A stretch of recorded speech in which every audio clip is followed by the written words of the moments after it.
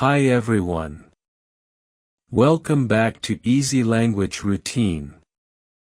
Before we start our story today, please subscribe to our channel and hit the bell icon so you never miss our daily routines. And if you find this video helpful, don't forget to give it a thumbs up. Are you ready to improve your English? Let's dive into today's story. The language of the heart. Leo lived in a small, quiet town where everyone spoke the same language. He was a talented baker, and his life was as simple as the bread he made every morning. However, Leo had a secret dream that he kept in his heart for many years. He wanted to see the world beyond the mountains, but there was a big problem. He did not know any other languages. Everything changed on a cold Tuesday in November. An old man entered Leo's bakery. He did not look like the local people. He wore a long, blue coat and carried a heavy, ancient book. The man looked at Leo and spoke, but Leo did not understand a single word. The man smiled sadly, put a small piece of paper on the counter, and walked out into the rain. Leo picked up the paper. It was an advertisement for a language school in a city called Linguas. The city was far away, across the sea. That night, Leo sat by his fireplace and thought about his life. He realized that he was bored. He wanted adventure. Therefore, he packed his bags, sold his bakery to his cousin, and bought a ticket for the big ship. The journey to Linguas was difficult. The sea was rough, and Leo felt sick for 3 days. During the trip, he met a woman named Elena. She was a teacher, and she spoke 5 languages fluently. Leo watched her talk to people from different countries. He felt jealous but also inspired. Elena saw Leo's interest and gave him his first English book. "Language is not just words," she said. "It is a bridge. You must build it slowly, brick by brick." When Leo arrived in Linguas, he felt completely lost. The city was huge, noisy, and colorful. Signs were everywhere, but they looked like secret codes to him. He went to the school and met his classmates. There was Hiro from Japan, Marta from Brazil, and Ali from Egypt.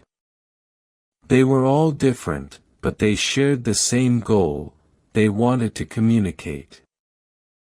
Their teacher, Miss Clara, was very strict but kind. On the first day, she told them to forget their own languages. "From now on, you only speak the language of this city," she commanded. Leo struggled a lot in the beginning. He made many mistakes. One day, he went to a restaurant and tried to order chicken, but the waiter brought him a bowl of hot water and a lemon because Leo used the wrong word. His classmates laughed, and Leo felt embarrassed. He wanted to go home. He missed the smell of his bakery and the simple life of his town. However, Leo did not give up. He remembered Elena's words about the bridge.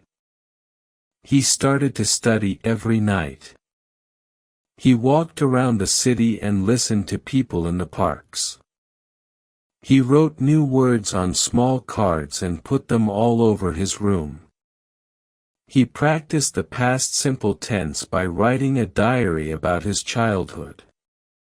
He wrote about his father's garden, his first day of school, and the time he fell off his bicycle.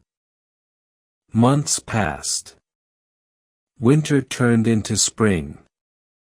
One afternoon, Leo was sitting in a cafe when a tourist approached him. The tourist looked confused and held a map. "Excuse me," the tourist said in English. "Can you help me? I am looking for the museum, but I am lost." Leo froze. His heart started to beat fast.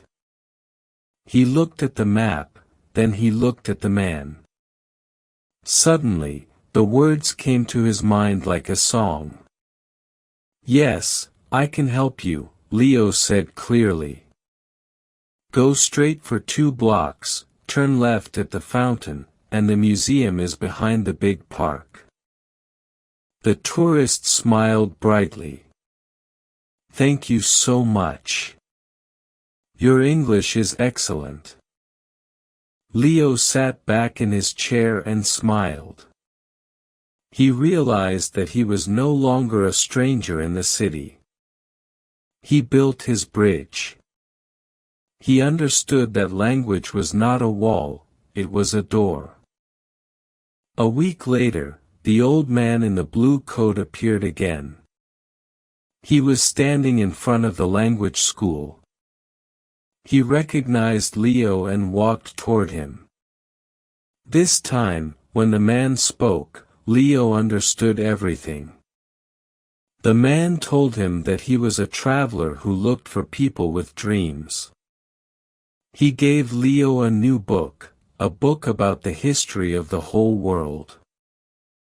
Leo returned to his town a year later, but he did not go back to being just a baker. He opened a small library next to his shop. He taught the local children how to speak to the world.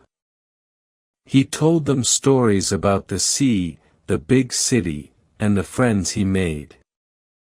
Leo was finally happy because he learned the most important lesson of all: when you learn a new language, you gain a second soul.